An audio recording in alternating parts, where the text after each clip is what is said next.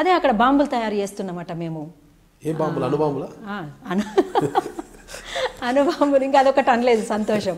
డెటోనేటర్లు, తపంచాలు ఉన్నాయట మా ఆఫీస్లో. మరి వాళ్ళు పంచనామా చేసినటువంటి పేపర్ ఉంటుంది కదా, తనిఖీ పంచనామా అంటే అంతకుముందు డిసెంబర్ 1వ తేదీన ఈ తెలంగాణ యునైటెడ్ ఫ్రంట్లో పనిచేసేటువంటి భీమ్ భరత్ మాతో పాటు కలిసి మేమందరం కలిసి ఉద్యమాలలో మలిదేశ తెలంగాణ ఉద్యమంలో ఎన్నైతే పోరాటాలు అట్లా చేసినామో అందరం కలిసి చేసినాం ఈ పోరాటాలన్నీ కూడా. ఇట్లాంటి పోరాటాలు చేసినప్పుడు అందరము కూడా యాక్టివ్ రోల్ తీసుకున్నాం కాబట్టి ఎవరినో ఒకరిని పట్టుకొని సతాయించాలి కదా, డైరెక్ట్గా అటాక్ చేస్తే నిరసన వస్తుందేమో అనే ఉద్దేశంతో. ఎందుకంటే గతంలో ఆయుధాల కేసు విమలక్కపై అని రాగానే పేపర్లో పెద్ద ఎత్తున నిరసన వచ్చింది. రాగానే ఇక ఇట్లా డైరెక్ట్ అటాక్ చేస్తే బాగుండదని ఆలోచించి భీమ్ భరత్ని ఫస్ట్ అరెస్ట్ చేసిండ్రు. అరెస్ట్ చేసి ఆయన ఇచ్చిన సమాచారం మేరకు మేము ఇవాళ మీ ఆఫీస్ మీదకి వచ్చినాం. మీ ఆఫీసులో అసాంఘిక శక్తులు ఉన్నాయి, అసాంఘిక కార్యక్రమాలు చేస్తున్నారు. మేము ఇక్కడ ఉండేది భరత్ ఇప్పుడు జైల్లో ఉన్నాడు. ఏమి ఇయ్యలేదండి, ఏమి ఇయ్యడు. ఆయనకేం తెలుసు? ఆయనకు తెలిసింది కూడా ఏముంది, ఇవే పుస్తకాలు. ఈ పుస్తకాలు కొడుతున్న డబ్బు. మా పాటలే బాంబులు, మా పాటలే ఆయుధాలు, బాంబులు లాంటి పాటలు కాబట్టి భయపడుతున్నారు.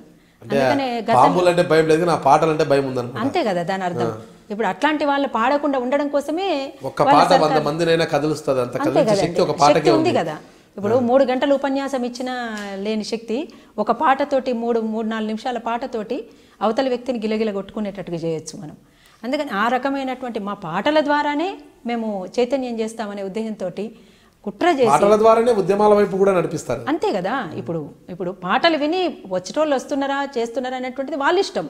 బలవంతంగానైతే ఎవరిని గుంజుకరాం కదండి, ఎవరం కూడా బలవంతంగా తీసుకురాలేదు. మలిదేశ తెలంగాణ ఉద్యమంలో ప్రజలు వాలంటరీగా రోడ్ల మీదకి వచ్చిండ్రు, ఎవరికి వాళ్ళుగా అందరూ కలిసి చేసిన పోరాటం వల్ల, అమరుల త్యాగ ఫలితం వల్ల ఇవాళ తెలంగాణ రాష్ట్రం సిద్ధించిన రాష్ట్రాన్ని దాసి దయ్యాల పాలు చేసినట్టు వీళ్ళ పాలైపోయి ఇవాళ మొత్తంగా ఏమాగింది? ఓపెన్ కాస్ట్ లాగలే, అడవిని ఆదివాసీలకు కాకుండా చేసి మొత్తంగా అదంతా కూడా బహుళజాతి కంపెనీలకు తాకట్టు పెట్టడం ఆగలే, వనరుల దోపిడీ ఆగలే, గుట్టలు గ్రానైట్ రూపంలో తరలిపోయి కోట్లాది రూపాయలని చేసుకుంటున్న దాన్ని ఆగలే, వలసలు ఆగలే, పెరిగినాయి వలసలు పెరిగి వలసలు పోయినటువంటి వాళ్ళు ఏమై చనిపోయినరో కూడా తెలియనటువంటి మిస్టరీగా మిగిలిపోయినటువంటి పరిస్థితులు వాళ్ళు ఉన్నాయి. ఇవాళ నిరుద్యోగంతో ఎంతమంది అల్లాడుతున్నారో మనం అందరం చూస్తూ ఉన్నాం.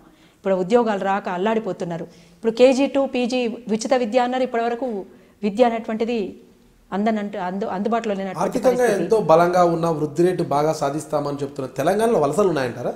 విపరీతమైన వలసలండి. అదే మహబూబ్నగర్ జిల్లా నుంచి, ఇటు నిజామాబాద్ జిల్లా నుంచి, కరీంనగర్ జిల్లా నుంచి, మెదక్ జిల్లా నుంచి వలసలు గల్ఫ్ కంట్రీస్కి వలసలు పోతున్నటువంటి పరిస్థితి ఉన్నది. అదే మాట ఇచ్చిండు. అదే మేము అడుగుతున్నది, అదే మేము అడిగిందల్లా ఏమిటి? మీరు ఏవైతే హామీలు ఇచ్చిండ్రో వలసలు లేని తెలంగాణ కావాలని, నిరుద్యోగం లేని తెలంగాణ కావాలని, ఒక స్వేచ్ఛా వాయువుల్ని పీల్చుకునేటువంటి తెలంగాణ కావాలని. నేను మీ విమలక్కను, అరుణోదయ సాంస్కృతిక సమాఖ్య. మీరు చూస్తున్నారు ఐ డ్రీమ్ న్యూస్.